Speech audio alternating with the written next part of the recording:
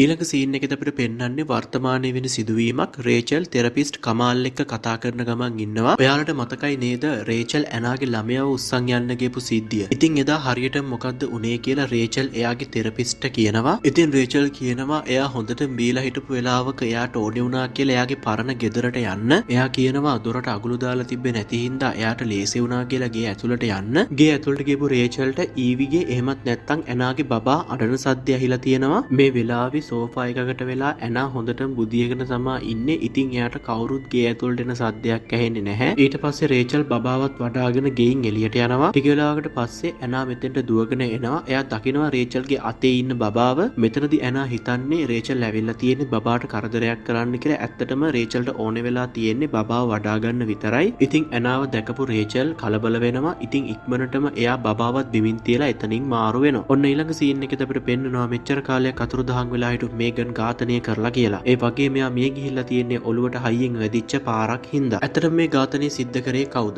Rachel අතින් මේක වුණාද? එහෙමත් නැත්නම් තෙරපිස්ට් අතින් මේක වුණාද? එහෙමත් නැත්නම් මේගන්ගේ සැමියා අතින් මේක වුණාද? එහෙමත් නැත්නම් වෙනම කෙනෙක්ද මේ ඝාතනය කරේ කියලා අපි බලමු ඉස්සරහට. ඊළඟ සීන් එක අපිට පෙන්වන්නේ මේගන් අතුරුදහන් වෙච්ච දවස එහෙමත් නැත්නම් සිකුරාදා වෙන සිදුවීම් කීපයක්. මේගන් කෙනෙක්ට කෝල් එකක් දාලා කියනවා ඔයාට මාව අතනදී හම්බෙන්න පුළුවන්ද කියලා. ඇත්තටම කාවද මේ හම්බෙන්නේ කොහෙද හම්බෙන්නේ කියන එක ගැන මෙතනදී අපිට පෙන්වන්නේ නැහැ. ඊළඟ සීන් එක අපිට පෙන්වන්නේ මේගන් උඩ තට්ටුවේ වැරන්ඩා එකට වෙලා ඉන්නවා. ඒ වගේම මෙතන ડોක්ටර් කමාලුත් ඉන්නවා. මෙතනදී මේගන් කියනවා එයාට එයාගේ ළමයාගේ සුවඳ තාම දැනෙනවා කියලා. ඒ වගේම එයා කියනවා එයා අතින් එයාගේ ළමයාට වෙච්ච දෙයට කවදාවත්ම එයාට සමාවක් නම් හම්බෙන එකක් නෑ කියලා. ඉතින් ડોක්ටර් කමාල් මේගන්ව හක් කරන ගමන් කියන්නේ ඔයා තනි වෙලා නෑ කියලා. ඒ වගේම ડોක්ටර් කමාල් මේගන්ගේ නල්ලට කිස් එකක් දෙනවා. ඉතින් මේ වෙලාවේ මෙතනින් කෝච්චි යන රේචල් මේ සිද්ධිය දකිනවා. ඉතින් එදා දැකපු දේ තමයි රේචල් ස්කොට්ට කිව්වේ. ඊළඟ සීන් එකේදී අපිට පෙන්වන්නේ වර්තමානයේ වෙන සිදුවීමක්. රේචල් පබ් එකකට වෙලා ඩ්‍රින්ක් එකක් දාන ගමන් ඉන්නවා. ඔයාලට මතකයි නේද සිකුරාදා දවසේ රේචල්ව ෆලෝ කරා මිනිස්සේ. අන්න ඒ මිනිස්සයව රේචල් මෙතනදී දකිනවා. ඉතින් රේචල් ඒ මිනිස්සයා ගාවට ගිහිල්ලා අහනවා ඇයි ඔයා එදා සිකුරාදා මාව ෆලෝ කරේ කියලා. ඒ වගේම රේචල් කියනවා මම ඔයාව එදා බින්ගේ ගාවදී දැක්කා කියලා. ඒ මිනිස්සයා කියනවා මම ඔයාව ෆලෝ කරේ නැහැ. මම හැමදාම ගෙදර යන්නේ ඔය බින්ගේ ඇතුලෙන් කියලා. මෙතනදී රේචල් කියනවා හරි ඔයා මාව ෆලෝ කරේ නැහැ කියමුකෝ. ඒත් ඔයා මොනවා හරි දෙයක් දකින්න නැතිනේ. ඉතින් ඔයා මොනවද දැක්කේ එදා කියලා රේචල් මෙතනදී ඒ මිනිස්සයාගෙන් අහනවා. ඉතින් මේ මිනිස්සයා රේචල්ට කියනවා මම එනකොටත් ඔයා ටනල් එක ගාව වැටිලා හිටියේ. ඉතින් මං ඔයාට උදව් කරන්න හදද්දී ඔයා මට මකබෑවිලා ඵලයන් කියලා බැන්නා කියලා. රේචල් කියනවා මාත් එක්ක වෙන කවුරුම හරි එතන හිටියද කියලා. ඉතින් ඒ මිනිස්සයා කියනවා ඔයා තනියම හිටියේ. ඒ වගේම ඔයා සිහි නැති වෙන්නම බීලා හිටියේ කියලා. ඉතින් රේචල් ඒ මිනිස්සයාගේ කොලර් එක තදින් අල්ලලා අහනවා මට ඇත්ත කියපන් එදා මොකද්ද උනේ කියලා. ඉතින් ඊට පස්සේ මේ මිනිස්සයා නැගිටිනවා. එයා කියනවා මට ඔච්චරයි කියන්න තියෙන්නේ කියලා. ඒ මිනිස්සයා එතනින් යනවා. ඊළඟ සීන් එකේදී අපිට පෙන්වන්නේ රේචල් එයා ඉන්න ගෙදරින් යන්නයි හදන්නේ කියලා. රේචල් හිතනවා එයා ඉන්න එක තවදුරටත් කැතීට කරදරයක් කියලා. ඉතින් එයා වෙනුවෙන් කරපු හැම දෙයකටම ස්තුතියි කියලා ලියුමකුත් තියලා රේචල් ගෙදරින් පිට වෙලා යනවා. ඔයාලට මතකයි නේද රේචල් රණ්ඩුවක් ඇති කරගත්තා ටොම්ව මැරි කරලා හිටපු කාලේ එයාගේ බොස්ගේ වයිෆ් එක්ක.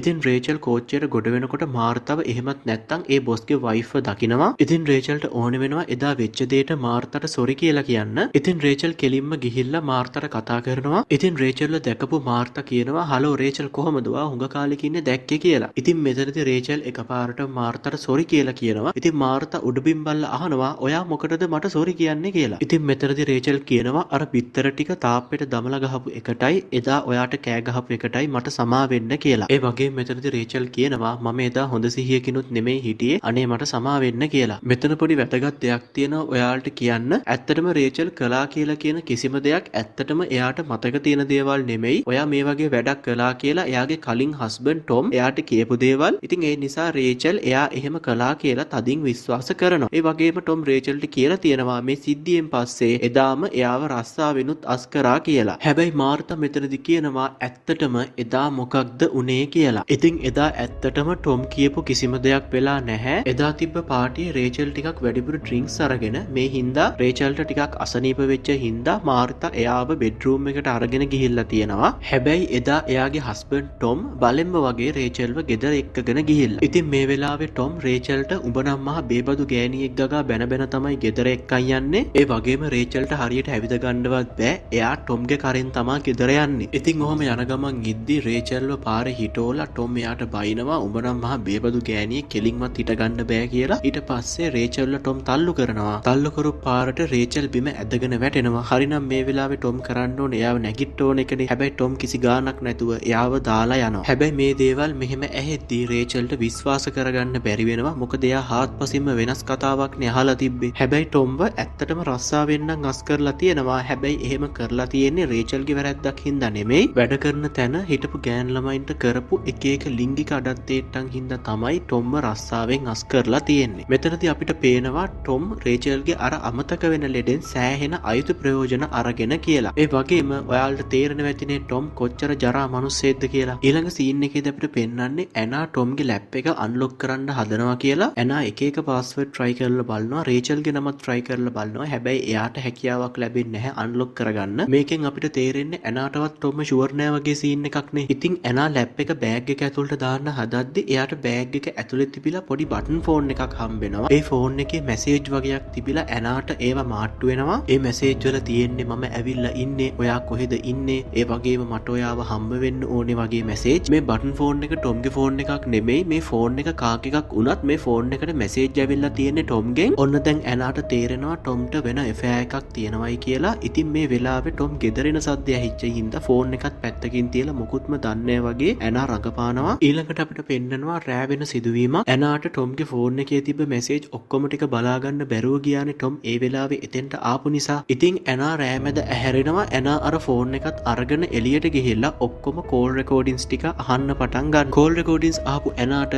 ඔන්න තරුවිසික් වෙනවා. මොකද මේ ෆෝන් එකේ අයිතිකාරයා එයා හිතපුවත් නැති කෙනෙක් නිසා. මේ ෆෝන් එකේ අයිතිකාරයා වෙන කවුරුත් නෙමෙයි මිත්‍රවරුනි. මේ ෆෝන් එක මේගන්ට අයිති එකක්. මේගන් සහ ටොම් අතර එෆෑ එකක් තිබ්බා කියලා දැන් 100%ක්ම පැහැදිලිනේ. අපි දන්නවා මේ වෙනකොටත් මේගන්ව කවුරු හරි මරලා දාලා තියෙන්නේ කියලා. ඉතින් මරලා දාපු කෙනෙක්ගේ ෆෝන් එකක් ටොම් ගාව තියෙනවා කියන්නේ ටොම්ගේ මොකක්ම හරි ඍජු සම්බන්ධයක් මේ මිනිමරුමට තියෙනවා කියන එකනේ. මේ තියෙන සාක්ෂිත් එක්ක බැලුවාම ටොම් තමා බොහෝ දුරට මිනිමරුවා වෙන්න ඕනේ. අපි කොහොම වෙතත් බලමු කතාව ඉස්සරහට මොකද වෙන්නේ කියලා. අවුරුදු ගානකට කලින් ඇනා සහ ටොම් අතර හුවමාරු වෙච්ච ඊමේල් දැකලා රේචල් මානසිකව වැටෙන වගේම ඔන්න දැන් ඇනාටත් ඒ තත්ත්වෙම උදා වෙලා ඒ වගේම දැන් ඇනාටත් හිතෙනවා ඇති යකෝ මේ මිනිස්සයා මටත් කොකා පෙන්නවා නේද කියලා. ඊළඟ සීන් එකේදී අපිට පෙන්වන්නේ රේචල් අර ටනල් එක පැත්තට දුවනවා. එයාට මොකක් හරි මතක් වෙයි කියලා හිතලා වෙන්න ඕනේ. එයා ඒ පැත්තට දුවන්නේ. ඔන්න රේචල් හිමීට ටනල් එක ඇතුළට ඇවිදගෙන යන්න පටන් ගන්නවා. එයාට දැන් ටිකෙන් ටික දේවල් මතක් වෙන්න පටන් අරන් රේචල්ට මතක් වෙන්න පටන් ගන්නවා ගෑනු කෙනෙක් කවුරු හරි එයාට ඉස්සරහින් ටනල් එක ඇතුලෙන් ඇවිදගෙන ගියා කියලා. එයා මුලින් හිතාගෙන හිටියේ ඒ ඇනා කියලානේ. දැන් රේචල්ට ටිකෙන් ටික මතක් වෙන්න පටන් අරන් එදා එයා දැකපු ගෑනු කෙනාගේ මූණ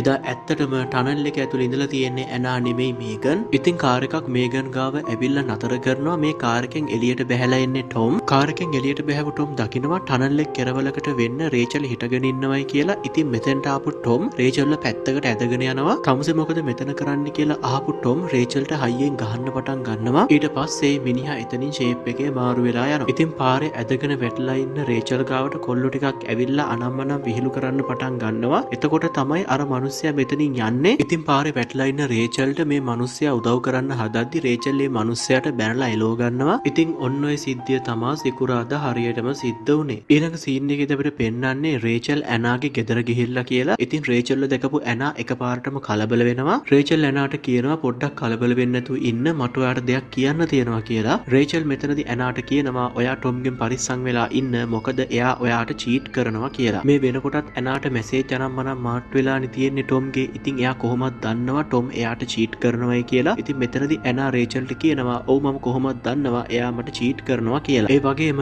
රේචල් ඇනාට එකපාරටම කියනවා මේගන් මැරුවේ වෙන කවුරුත් නෙමෙයි ටොම් කියලා. මේගන් අතුරුදහන් වෙන්න කලින් දවසේ හිටියේ ටොම් එක්ක කියලා රේචල් එයාගේ ඇස් දෙකටම දැක්කනේ. ඉතින් මේ මිනි මැරුම ටොම් කරා කියලා රේචල් හිතන එකේ කිසිම වැරද්දක් නැහැ. ඉතින් මේ වීඩියෝ එක බලන ඔයාගේ සැකෙත් එල්ල වෙන්නේ ටොම්ගේ පැත්තට කියලා මම දන්නවා. ඔව් ඔයා හරි ටොම් තමා මේ මිනි මැරුම සිද්ධ කරේ. අපි එහෙනම් බලමු ටොම් අතින් මේ මිනි මැරුම මොන කාරණාවක් නිසාද සිද්ධ වුනේ කියලා. ඉතින් රේචල් තදින්ම අනතුරු අඟවනවා ඇනාට ඉක්මනට මේ ගෙදරින් එයාගේ ළමයාවත් තරම් පිට වෙන්න කියලා. මේ වෙලාවේ ටොම් ගෙදරින් එළියට බහිනවා. එයා දකිනවා රේචල් ඇවිල්ලා ඉන්නේ කියලා. ඉතින් ඇනාට වහාම ළමයාවත් තරම් ගේ ඇතුළට යන්න කියලා මෙතනදී ටොම් කියනවා. ඉතින් ටොමුත් ගේ ඇතුළට ගිහිල්ලා දොර වහ ගන්නවා. රේචල් මෙතෙන්ට ඇවිල්ලා දොරට ගහන ගමන් කියනවා උඹ මහා අමු මිනිමරුවෙක් කියලා. ඉතින් රේචල් දිගින් දිගටම දොරට තඩි බාන්න පටන් ගන්නවා මිනිමරුවා කියලා. ඉතින් බැරිම තැන ටොම් ගෙදර දොර ඇරලා රේචල්ව ගේ ඇතුළට ඇදලා ගන්නවා. ගේ ඇතුළට ආපු රේචල් ඇනාට කියනවා එදා ටනල් ටනල් එක ගාවදී මේගන්වයි ටොම්මයි දැකපු සිද්ධිය.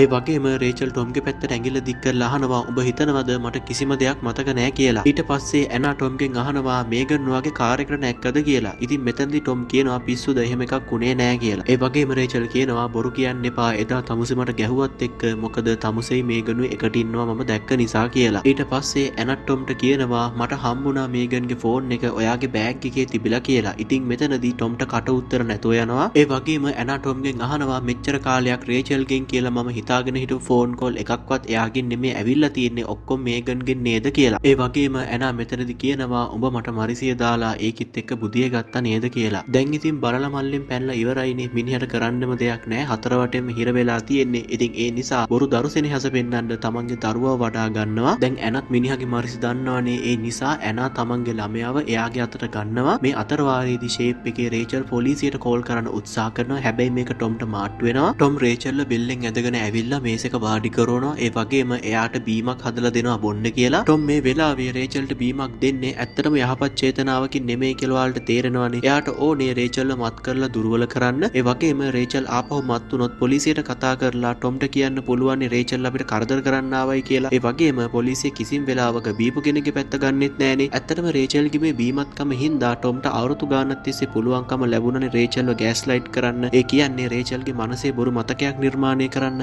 රේචල් මේ බීම එක බොන එක ප්‍රතික්ෂේප කරනවා. ඒ වගේම ටොම් අවුරුදු ගානක් තිස්සේ එයාට දීපු මානසික වදය ගැන මෙතනදී රේචල් කියනවා. ඔයාලට මතකයි නේද කෝච්චියේදී මාර්තව හම්බෙච්ච සිද්ධිය. ඒකත් මෙතනදී රේචල් කියනවා. රේචල් මෙතනදී කියන හැම වචනයක් නෑරම ඇත්තනේ. ඉතින් ටොම්ට ඒක දිරව ගන්න බැරි වෙනවා. මිනිහට තරහ ගිහිල්ලා බීම වීදුරුවෙන් රේචල්ගේ ඔළුවට දමලා ගහනවා. මේ වැදුර පාරට රේචල්ට සිහිය නැති වෙලා එයා බිම ඇදගෙන වැටෙනවා. ඔන්න ඊට පස්සේ අපිට පෙන්නනවා ඇත්තටම එදා මේගන්ට මොකද්ද උනේ කියලා. මේගන් අතුරුදහන් වෙච්ච දවසේ එමත් නැත්තම් සිකුරාදා හවස මේගනුයි ටොමුයි යනවා කැලේකට අල්ලන සෙල්ලම් කරන්න. මෙතනදී ටොම් නෝටිස් කරනවා මේගන්ගේ හැසිරීමේ මොකක් හරි පොඩි වෙනසක් තියෙනවා කියලා. ඉතින් ඔහොම රොමෑන්ස් වෙන අතරේ ටොම්ට තේරෙනවා මේගන්ට වෙනදා තිබ්බ උනන්දුව නෑ කියලා. ඉතින් ටොම් මෙතනදී අහනවා ඔයාට මොකද්ද තියෙන ප්‍රශ්නේ කියලා. ඉතින් මෙතනදී මේගන් කියනවා එයා ප්‍රෙග්නන්ට් වෙලා කියලා. ඒ වගේ මේගන් මෙතනදී කියනවා ඒ දරුවා ඔයාගේ වෙන්න පුළුවන් chance එකකුත් තියෙනවා කියලා. මෙතනදී ටොම් කියනවා ඔය හම්බෙන්න ඉන්න බබා ස්කොට් ගෙනන් ඔයා ඕන එකක් කරගන්න. හැබැයි ඔය හම්බෙන්න ඉන්න බබා මගේ නම් ඉක්මනටම අබෝෂන් එකක් කරගන්නවා කියලා. ඒ වගේම තවත් මොකුත් කියන්නේ නැතුව ටොම් මෙතනින් යන්න යනවා. මෙතනදී මේගන්ට තේරුම් යනවා ටොම් එයාගෙන් අයුතු ප්‍රයෝජන ගත්ත මිසක් එයාට ඇත්තටම ආදරය කරේ නැහැ කියලා. ඒ වගේ මේගන් මෙතනදී අහනවා ඔයා රේචල්ටවත් ඇනාටවත් මටවත් ඇත්තටම ආදරය කරේ නැහැ නේද කියලා. ඒ වගේම මෙතනදී ටොම් කියනවා ඔහු තමුසෙව තියාගෙන ඉන්න එක විනෝදයි කියලා හිතුණු හින්දා තමයි මම මෙතෙන්ට තමුසෙව අරන් ආවේ කියලා. ඊට පස්සේ ටොම් මේගන්ගේ අතින් ඇදගෙන යන්න උත්සාහ කරනවා. හැබැයි මේගන් ඒකට ඉඩ දෙන්නේ නැහැ. මෙතනදී මේගන් කියනවා මට තමුසෙට ලං වෙන්න ඕනි හින්දා මට තමුසෙගේ ළමයාවත් බලා ගන්න සිද්ධ වුණා කියලා. ඒ කියන්නේ මේගන් එක්කලා කලින් ඉඳන්ම හුටපටයක් තිබිලා තියෙනවනේ ටොම්ගේ. ඊට පස්සේ ටොම් ආපහු හැරලා යන්න හදද්දි මේගන් ටොම්ව තල්ලු කරලා දානවා. ඒ වගේම උඹ මහා නපුංසකෙක්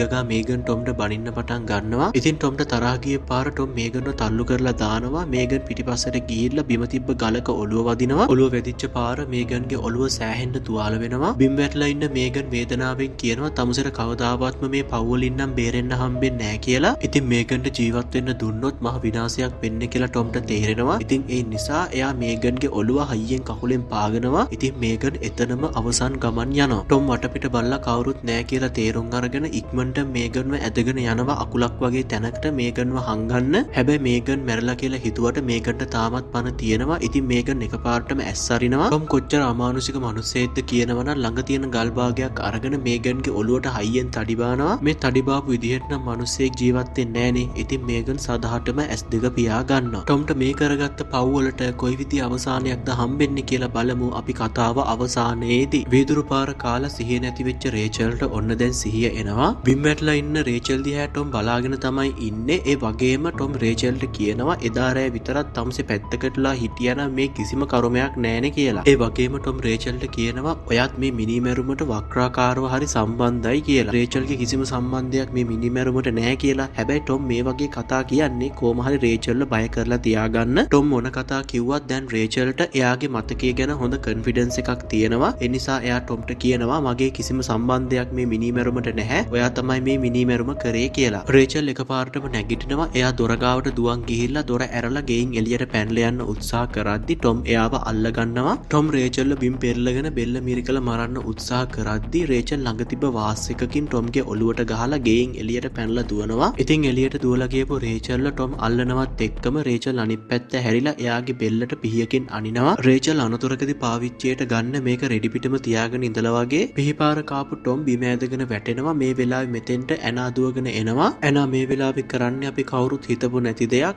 එයා ටොම්ගේ බෙල්ලේ හිර වෙලා තියෙන පිහිය තවදුරටත් එයාගේ බෙල්ල ඇතුළට හිර කරනවා. ඊළඟ සීන් එකේදී අපිට පෙන්නන්නේ ඩිටෙක්ටිව් රයිලි රේචල්ගෙන් ප්‍රශ්න කරන ගමන් එනවා කියලා. රේචල් කියනවා එයා අතින් මේ මිනිමැරුම සිද්ධ වුණේ හිතාමතා නෙමෙයි, ඇත්තටම එයා ආත්මාරක්ෂාවට තමයි මේ දේ සිද්ධ කරේ කියලා. ඒ වගේම ඇනාගෙනුත් ඩිටෙක්ටිව් රයිලි ප්‍රශ්න කරනවා. මෙතනදී ඇනත් කියන්නේ රේචල්ට වෙන කරන්න දෙයක් තිබුණ නෑ කියලා. ඒ වගේම මෙතනදී ඇනා කියනවා රේචල් මේගන් ගැන කියපු හැම දෙයක්ම වගේ ඇත්ත කියලා. ඊළඟට අපිට පෙන්නනවා මේ සිදුවීම් වෙලා ටික කාලයක් ගියාට පස්සේ වෙන සිදුවීමක්. රේචල් ඇවිල්ලා මේගන් හිප්වෙල්ගේ සොහන ළඟට ඉස්සරට වඩා රේචල් දැන් සෑහෙන්න වෙනස් වෙලා කියලා බැලු බැලමටම පේනවා. ඒ වගේම අපිට පෙන්වනවා රේචල් කෝච්චියෙන් ගමන් කරනවායි කියලා. ඒ වගේම එයා කලින් ගමන් කරපු පැත්තට විරුද්ධ පැත්තේ තමයි දැන් ගමන් කරන්නේ. මේ සිදුවීමෙන් සංකේතවත් කරනවා රේචල් දැන් යහපත් ජීවිතයක් ගත කරනවා කියන එක. ඉතින් ඒත් එක්කම මේ ලස්සන කතාව අවසන් වෙනවා. ඉතින් මේ කතාව අවසන් වෙනකන් නරඹපු ඔයාට බොහොම ස්තුතියි. මොකද හිතෙන්නේ වීඩියෝ එක ගැන? වීඩියෝ එක හොඳ නම් අපිව subscribe කරන්න, අඩුපාඩු තියෙනවා නම් comment කරන්න. තව අලුත් වීඩියෝ එකකින් හම්බෙමු. ඔබට සුබ දවසක්.